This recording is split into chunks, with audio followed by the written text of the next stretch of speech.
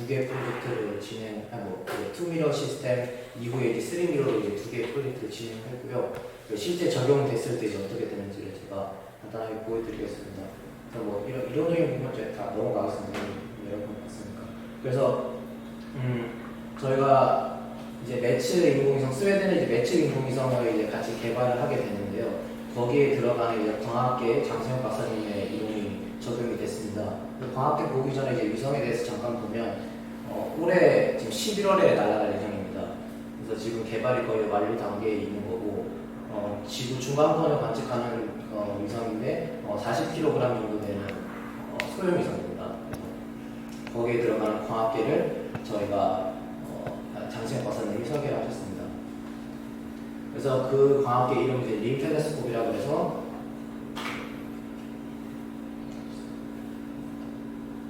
여기 이제 전담 빛이 이제 여기서 위쪽에서 이렇게 들어옵니다. 우리 전담부에 있는 세 개의 미러를 이제 장세현 박사님이 설계를 하셨고 선형 비점 수차가 제거된 광학계입니다. 그래서 얘 같은 경우는 굉장히 그 5도 바이 0.9도로 굉장히 와이드 필드 오브 뷰를 가지고 있기 때문에 주변부의 수차를 줄이는 게 굉장히 중요했고요. 총 6개의 채널을 가지고 있습니다. 그래서 아까 박수진 교수님이 잠깐 보여주신 것처럼 이제 빔 스플리터를 활용을 해서 이렇게 후단부에서 그 6개의 채널을 가질 수 있게 채널을 분리를 했습니다. 그래서 간단하게 보면 얘 같은 경우는 이제 지구 중간권에 이렇게 그 림이라고 하는데요. 중간권 부분을 이렇게 길쭉한 사각형 모양을 관측하는 광학계입니다. 지구의 대기에서 중간권에서 나타나는 이런 대기의 이런 플럭추에이션을 관측하기 위해서 이제 지구, 그러니까 천문 위성이 아니고요. 기상 과학 위성입니다. 그래서 뭐 이런 사이언스를 하기 위해서 올라가는 위성이고요.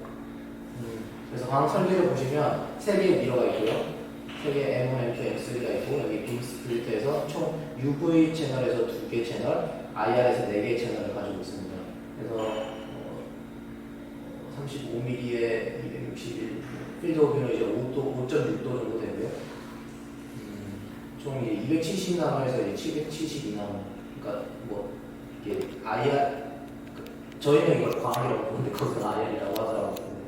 그래서 772나노까지 이렇게 6개 파장을 쓰고 있고 여기 전담부의 광학계가 이제 리니아스티먼트님이 제거된 시스템입니다.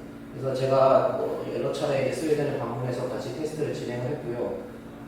우여곡절이 많았지만 이게 요 같은 경우는 최종 이제 플라이트 모델입니다.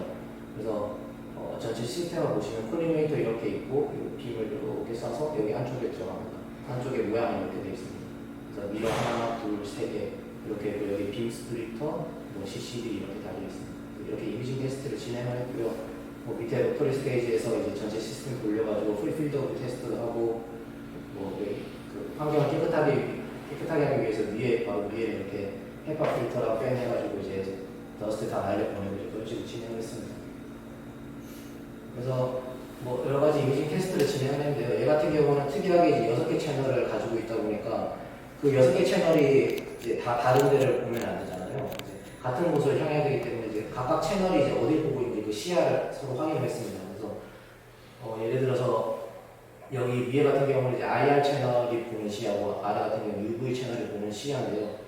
빨간색 혹은 여기 초록색, 파란색으로 되어 있는 음영 처리되어 있는 부분이 저희가 관심 있는 보고자 하는 그 타겟의 위치입니다. 그리고 그 실선들이 이제 각각의 채널에 대해서 이제 CCD가 보고 있는 시야인데요. 물론 이제 같은 채널 내에서는 같은 시야를 공유해야 되기 때문에 각각의 채널이 이제 우리가 원하고자 하는 타겟을 보고 있는지 확인하기 위해 이렇게 다 표시를 해보면 이제 요 끝에는 살짝 잘리는 것 같긴 한데 이제 대부분 우리가 원하고자 하는 시야 내에 이제 CCD가 다 정렬이 잘 되어 있다는 걸 확인했고요. UV 같은 경우는 이제 2개의 CCD가 좀 온라인이 좀 많이 벗어나긴 했는데 어쨌든 저희가 보고자 하는 시야는 이제 다 공유하기 때문에 뭐 이런 식으로 전체적인 시야가 어떻게 되는지 확인을 했고 디스토션도 측정을 했습니다. 그래서 전체 입사가 플러스 마이너스 2.5도죠. 5도에서 디스토션을 보면 이제 까만색이 이제 원래 그러니까 이상적인 이미지고 빨간색이 실제로 미치는 그 포인트의 위치입니다. 그래서 그런 식으로 디스토션 측정을 했더니 이제 디스토션이 살짝 있었다라는 거고 이런 거는 이제 나중에 실제로 이미징 올라가서 이미징하고 나면 이제 다시 디컨볼루션 할 때 활용이 될 것이라고 지금 생각하고 있습니다. 그래서 이제 퍼포먼스도 측정을 했는데 이제 USF 타겟으로 이제 뭐 대략적으로 이렇게 퍼포먼스를 받고 보시면 제가 표시해놓은 요 부분들이 이제 저희가 사이언스에서 요구하고자 하는 그 리콰이어먼트입니다. 그래서 뭐 IR 채널은 문제가 없고요. UV 채널은 여기 요쪽 반대 얘네도 이제 눈으로 보기에 대략적으로 구분된다 정도 확인할 수 있습니다. 그래서 이제 엣지 타겟이라고 해서 MTF를 그러니까 이러한 성능을 정량적으로 측정을 하기 위해서 이제 MTF 측정을 해야 되는데요.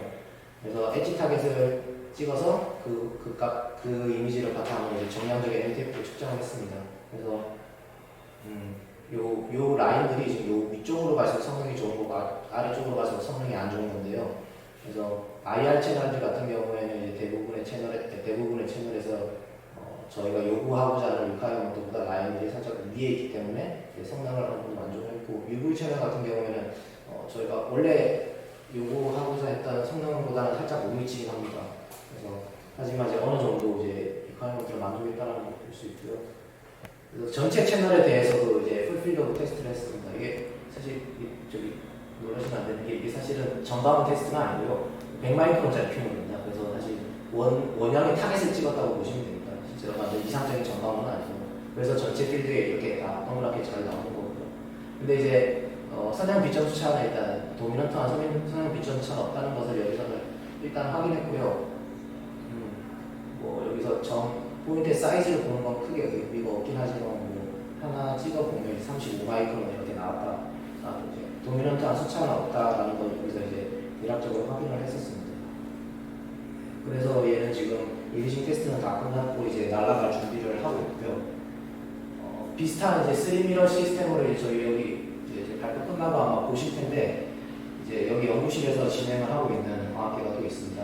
얘는 이제 구경이 훨씬 큽니다. 150mm의 이제 그 3.3으로 해서 이제 5도 바이 4도 정도 되는 이건 아까 장세 박사님 말씀하신 다른 CCD 때문에 저는 이 CCD를 써가지고 필드 오브가 조금 다릅니다. 어쨌든 그 정도의 필드 오브를 가지고 있는 3미러 시스템입니다. 성능은 설계된 성능은 뭐 LED 디스크 사이즈만큼 이렇게 성능이 굉장히 잘 나오고요.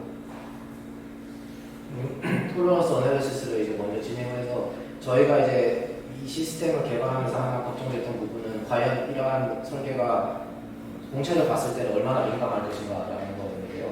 공차 분석을 진행을 해보니까 예를 들어서 미러의 디센터나 디스페이스, 그러니까 디스페이스는 미러 간의 거리를 말하고 있습니다. 디센터는 이제 미러 중심에서 이제 상하 좌우로 얼마나 벗어나느냐를 보는데요.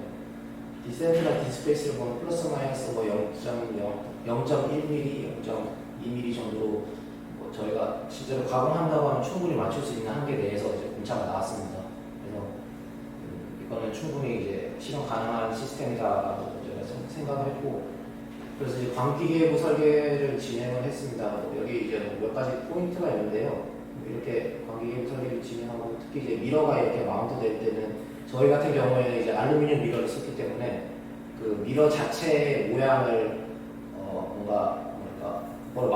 미러 자체에 이제 마운팅 포인트를 같이 설계를 해서 만들 수가 있습니다. 유리 미러 같은 경우는 그런 게 힘든데요. 그래서 뭐 미러 면 자체에 미러 바로 옆에다가 이렇게 나사를 꽂을 수 있는 마운팅 포인트를 설계를 해서 이제 그 광기계 설계에서는 뭐 이거를 3-to-1 시스템이라고 하더라고요. 이제 뭐냐면 미러 면이 닿는, 그러니까 미러의 틸트를 결정하는 포인트는 3개 포인트에서 광기계부에서 접촉을 하게 됩니다. 그리고 광기계부의 시프트를 결정하게 되는 포인트에서는 이제 X축 방향으로는 2개의 접촉면이 있고 Y축 방향에서 하나의 접촉면이 있습니다. 이제 이런 식으로 설계를 하게 되면 이제 나중에 이제 옵티마이제이션 한다든지 아니면 정렬을 할 때 이제 훨씬 수월하게 할 수 있습니다. 그래서 뭐 이런 광기계부 설계가 진행이 됐다는 거고, 저희는 얘를 당장 위성에 날릴 건 아니지만 실제로 위성에 날릴 수 있을까라는 걸 확인해보기 위해서 이제 위성에 올라갈 때 추진체에서 들어오는 이제 충격 가속도를 넣어서 이제 유한해석도 진행을 했었고요. 그래서 얼마나 얘가 튼튼한지 이제 확인했던 겁니다. 근데 사실 이제 세이프티 팩터라고 해서 이 튼튼한 정도를 사실 보여준다고 보시면 될 것 같습니다. 얘가 1보다 작으면 쉽게 말해서 얘는 부실해준다는 거고요. 1보다 크면 안전하다는 건데 보통 이제 위성 날릴 때 얘를 기준 한 1.5 정도로 줍니다. 그래서 왜냐하면 그거보다 더 크게 주면 이게 튼튼하다는 건데 튼튼하다는 건 다른 말로 하면 굉장히 크고 무겁다는 소리거든요.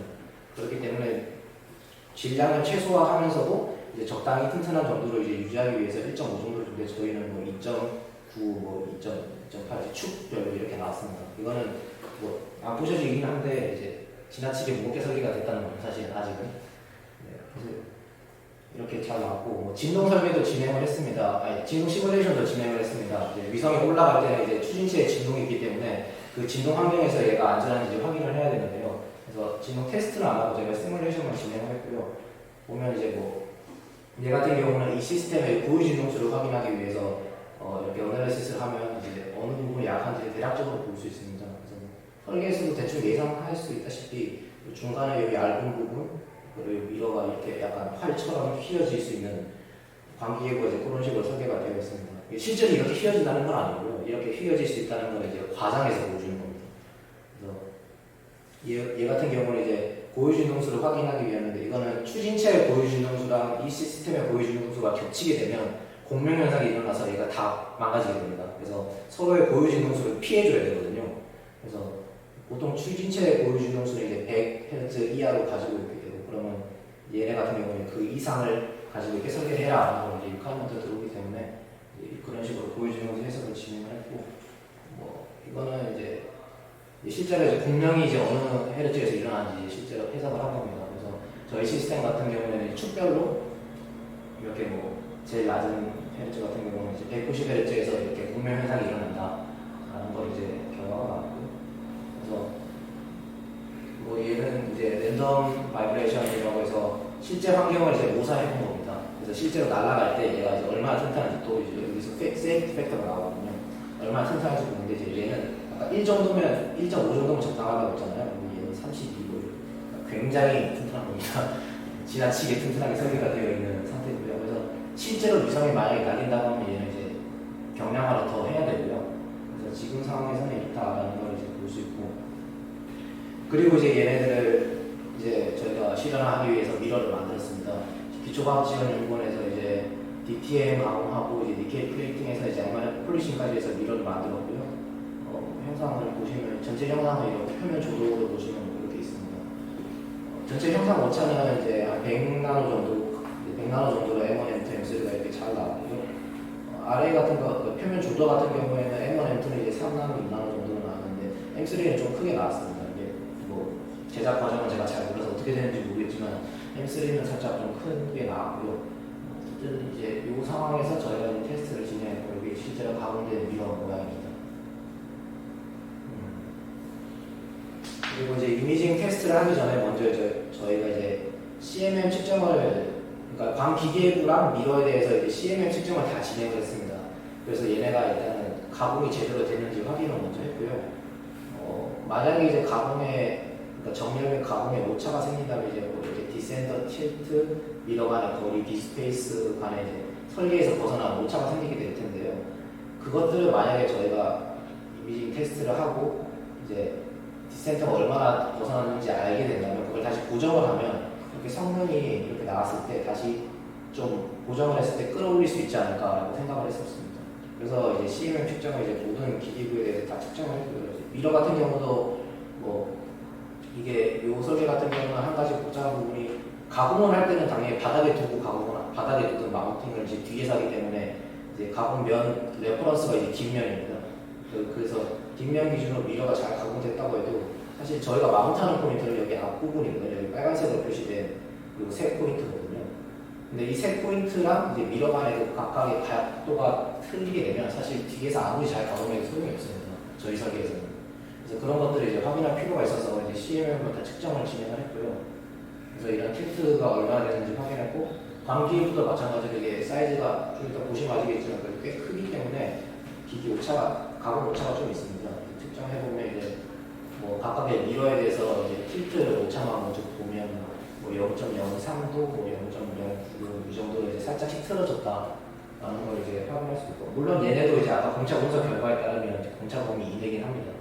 근데 얘네는 최대한 저희가 보정하고자 노력했고요. 그래서 뭐 이 같은 경우는 최종 결과인데, 그래서 그 뭐 각각의 미러에 대해서 이 각각의 포인트에서 얼마나 벗어나고 얘네가 얼마나 수치를 보여주고 있습니다. M2 같은 경우는 4.5, 그러니까 수치를 보정하려면 꽤 많이 시프트를 해야 됐었고요. 그래서 이렇게 수치 보정을 해서 이제 이미징 테스트를 진행을 했습니다. 그래서 얘는 시뮬레이션 결과고요. 그래서 저희가 CMM 측정 결과를 바탕으로 그만큼 광학기가 틀어지면 이미지가 어떻게 될지 이제 시뮬레이션을 먼저 진행했고요. 그게 이제 왼쪽의 결과입니다. 그리고 그걸 보정을 하면 이제 오른쪽의 결과가 됩니다. 이게 결국에는 얘는 이제 원래 설계 이미지인 거죠. 사실 보정을 했다는 거니까. 왼쪽에가 이제 저희가 틀어졌을 때 상황이고 그거를 다시 이제 보정을 했습니다. 그래서 이미징 테스트를 진행을 했고요. 콜리메이터를 만들어가지고 뭐 이렇게 라이트 소스 넣고 저희가 핀을 넣고 저희가 가지고 있는 망원경에서 성능 제일 좋은 것 같다고 콜리메이터를 만들었습니다. 그리고 TMS 여기 뒤에 둬서 여기 이미징 테스트를 진행을 했고요. 이제 CCD 같은 경우에는 저희가 그 측정 정밀도를 최대하기 위해서 이제 픽셀 사이즈 최대한 작은 걸로 썼습니다. 3마이크론짜리, 3.7마이크론짜리 픽셀을 써가지고 이미징 테스트를 진행을 했고요. 통일 소스 이미징 테스트라고 이렇게 나옵니다. 왼쪽이 이제 이미징 테스트 결과고요. 이렇게 굉장히 좀 찌그러져 있는 것처럼 보일 수 있는데 프리파포 맥시멈을 보면 이제 까만색이 옵티마이제이션 하기 전이고요. 빨간색이 옵티마이제이션 한 후입니다. 하기 전에는 이제 52마이크론으로 나왔고 한 이후에서는 이제 25마이크론까지 저희가 성능을 좀 내릴 수 있었습니다. 근데 이미지 모양을 보면 이제 이게 왜 이렇게 찌그러졌나 이게 참 저희가 몇 달 동안 굉장히 고민을 많이 했는데요. 이게 아직까지 좀 틸트, 그러니까 어셈블리에 문제가 있나, 얼라이먼트에 문제가 있나 생각을 했는데 시뮬레이션 보면 이게 아까 똑같은 스케일로 시뮬레이션 했을 때 이미지 크기거든요. 말도 안 되게 굉장히 작습니다, 당연히. 저희는 스팟이 굉장히 크게 나오는데 얘를 확대를 해보면 좀 신기하게도 패턴이 좀 비슷합니다. 그래서 이게 우연히 이렇게 됐나라고 생각을 했습니다, 처음에는. 그래서 일단은 저희가 풀필드 오브 테스트를 진행했습니다. 중심에서만 측정하지 않고 주변부에서도 이렇게 전체 필드에 대해서 이렇게 풀필드 오브 테스트를 이렇게 진행하였고요. 일단은 아까 설계에서 이제 마이 미스얼라이먼트가 있었다면 그 리니어 스티그마티즘이 도미넌트하게 나타났어야 되는데 전체 필드에서 뭐 패턴은 조금씩 다 다르지만 리니어 스티그마티즘이 없는 걸로 봐서는 일단은 큰 문제는 없는 거다라고 저희가 판단을 했고 그거를 시뮬레이션이랑 비교를 해봤습니다. 보시면 이제 입사 각에 따라서 오른쪽이 다 시뮬레이션 결과고 왼쪽이 측정 결과입니다. 근데 물론 스케일은 이제 굉장히 다릅니다. 제가 스케일은 똑같이 맞춘 건 아니고요. 근데 좀 패턴을 보면 굉장히 전체 필드에 대해서 비슷한 패턴을 보이는 걸 저희가 확인할 수 있었습니다. 그래서 이게 나중에 얼라이먼트 문제라기보다는 뭐 이거 형상 문제라든지 여러 가지 부분에서 전체 스팟 사이즈가 스케일은 다르지만 패턴은 좀 비슷하게 나오는구나라는 걸 일단은 여기까지 확인해 놓은 상태입니다. 네, 영도에서는 전혀 다른데. 영도요? 네. 저게 그 스케일 문제. 요거 말씀하시는 거예요? 이제 좀 보여드려요. 요거는 저 지금 컨트라스트가 좀 안 네, 좋아서. 컨트라스트 문제긴 한데요. 네, 이거 컨트라스트를 바꾸면 사실 저걸 좀 확대. 이게 똑같은 이미지거든요, 영도에서. 이제 굉장히 그러니까 윙을 지금 윙이 보이는 게 스캐터링 때문에 나타나는 것 같은데. 네, 제가 하나에도 지금 RMS가 베이한 스케줄이. 네. 그리고 저희가 원래 그 스펙은 30 마이크론 안에 들어오는 걸로 해서 10 마이크론 적외선용이었기 때문에. 네. 그렇죠. 뭐 일단 관련한 적외선을 봤는데. 지금 저 반사경의 RMS가 100 마이크론. 100나노입니다. 근데 조도가 이제 M3가 14나노까지 나오는 걸로 봐서는 그러면 지금 알루미늄 60 계열 뭔가요? 네, 60 계열 쓰고 이제 니켈 플레이팅해서 RMS 아니 저기 MRF 그 돌리는 것까지 해서 어차피 알루미늄이 RSI는 안 써봤죠. 그거는 저희가 안 쓸 걸로 알고 너무 있습니다. 비싸요. 라이트 소스 자체는 이상 연결되는데 네, 여기에서는 제가 안 넣긴 했는데요. 요 콜리메이터 자체를 저희가 다른 망원경을 다시 이제 확인된 망원경을 이제 확인했습니다. 콜리메이터의 성능 자체를. 근데 뭐 거기서는 전혀 이런 문제가 없었고요. 스팟도 굉장히 잘 나왔고 모양 당연히 동그랗게 먼저 확인했었습니다. 정승엽 박사님 왜 그렇대 설계할 때 막 이미지가 찌그러지게 했어요. 아니 뭐 요구 성능 안에만 안에만 사이즈 자체는 일단 들어오니까요. 요 광기부하고 지금 아까 그 발사될 때 거라고 건물에 대한 시뮬레이션 프로그램 솔리드웍스로 대부분 했고요. 홀리복스가 그게 중력과학도 그런 데 돼요.